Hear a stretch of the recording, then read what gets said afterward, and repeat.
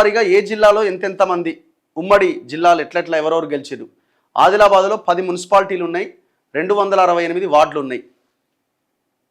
అక్కడ ఎవరెవరు గెలిచినారు. మొత్తం 268 వార్డులలో కాంగ్రెస్ 98 వార్డు గెలిచింది. జిల్లాల వారి రిపోర్ట్ ఇది. కాంగ్రెస్ 98 వార్డు గెలిచింది, బీఆర్ఎస్ 63 గెలిచింది, బీజేపీ 53 గెలిచింది. ఇక్కడ మొత్తం ట్రయాంగిల్ ఫైటే నడిచింది. మున్సిపాలిటీస్ ఎవరికి వచ్చినాయి అన్నది పక్కన పెట్టండి, ఎందుకంటే అది నెంబర్ గేమ్, ఒకటి అటు ఒకటి ఇటు అయినా ఇది. కానీ ఓవరాల్ వార్డుల లెక్క చూస్తే ఏ పార్టీ ఉనికి ఎట్లా ఉంది, ఏ పార్టీ బలం ఎంత ఉన్నదన్నది తెలుస్తుంది. మొత్తం 268 స్థానాలు ఇక్కడ ఉంటే, వార్డులు ఇక్కడ ఉంటే 98 కాంగ్రెస్, 63 బీఆర్ఎస్, 53 బీజేపీ, 22 మజ్లిస్ గెలిచింది, 4 సిపిఐ గెలిచింది, ఇండిపెండెంట్లు ఇతరులు 28 మంది గెలిచారు. సో ఇట్లా క్యాతనపల్లిలో బీఆర్ఎస్ సిపిఐ పొత్తులో పోటీ చేసినాయట. ఎన్నికలు జరగని municipality Mandamarri. So then next జిల్లా ఖమ్మం జిల్లాకు వస్తే ఇక్కడ కాంగ్రెస్ స్వీప్ చేసింది. ఖమ్మం మున్సిపాలిటీలో జిల్లాలో ఉమ్మడి జిల్లాలో మొత్తం 7 మున్సిపాలిటీలు ఉన్నాయి. ఈ 7 మున్సిపాలిటీలో 163 వార్డులు ఉన్నాయి. ఈ 163 వార్డుల్లో 119 కాంగ్రెస్ గెలిచింది, 26 బీఆర్ఎస్ గెలిచింది, 1 బీజేపీ గెలిచింది, సిపిఐ 4 గెలిచింది, సిపిఎం 3 గెలిచినాయి, ఇతరులు ఇండిపెండెంట్లు 10 గెలిచినారు.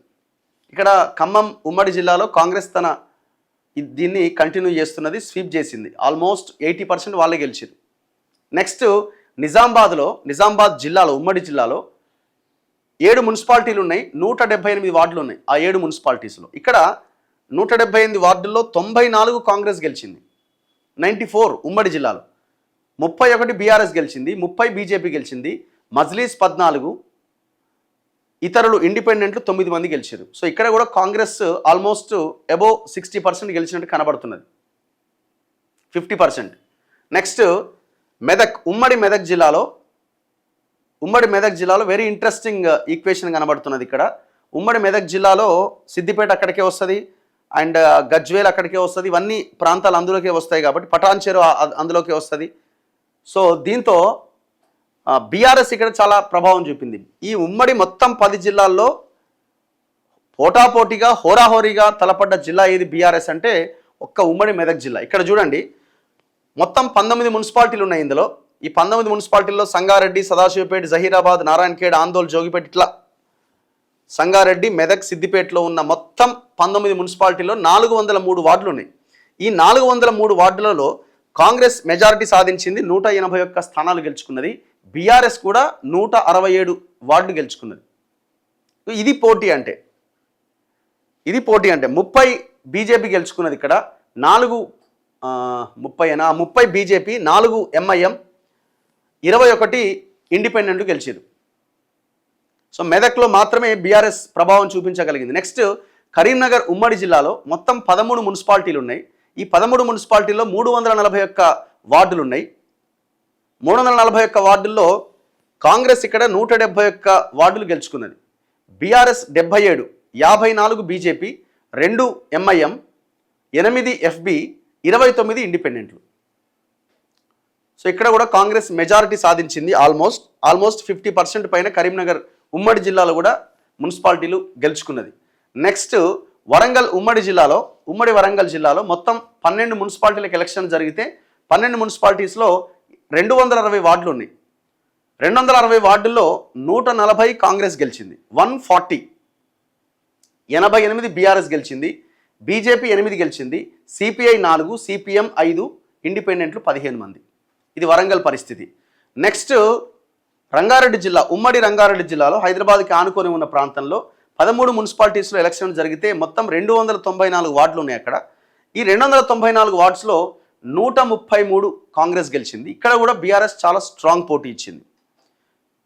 బీఆర్ఎస్ పోటీ ఇచ్చిన 2 జిల్లాలు, ఒకటి మెదక్, రెండోది ఉమ్మడి రంగారెడ్డి జిల్లా, హైదరాబాద్కి ఆనుకొని ఉన్న ప్రాంతం ఒకటి, ఇంకొకటి మెదక్ కేసీఆర్ అండ్ కేటీఆర్ ఈ సిద్దిపేట హరీష్ ఉన్న ప్రాంతం ఒకటి, అండ్ పటాన్ చెరు ఒకటి.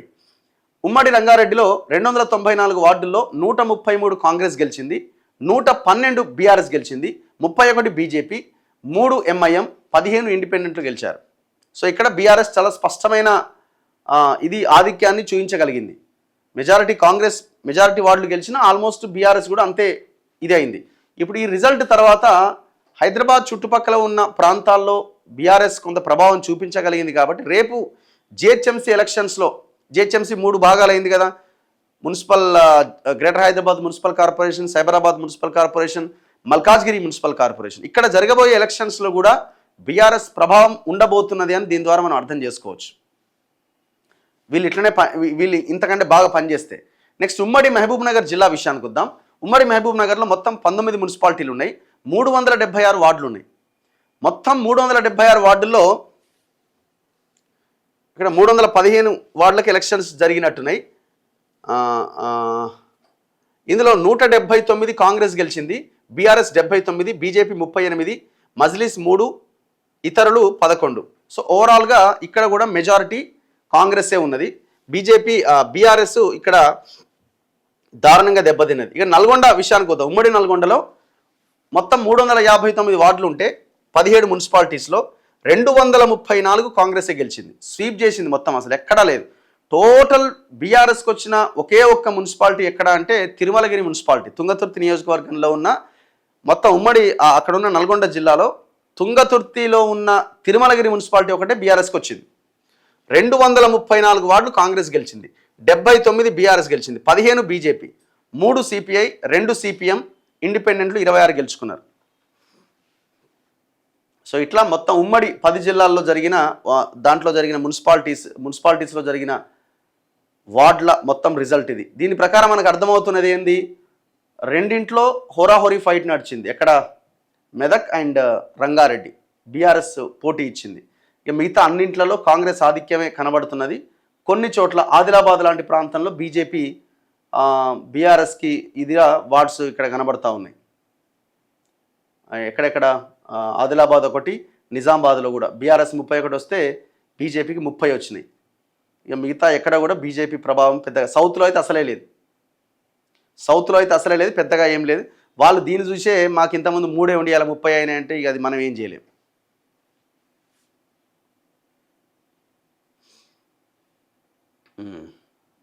ఇక కిడ్నాప్లు కూడా చేస్తురట, మహబాద్లో కూడా ఆడ ఇండిపెండెంట్ ఎత్తుకపోయారట.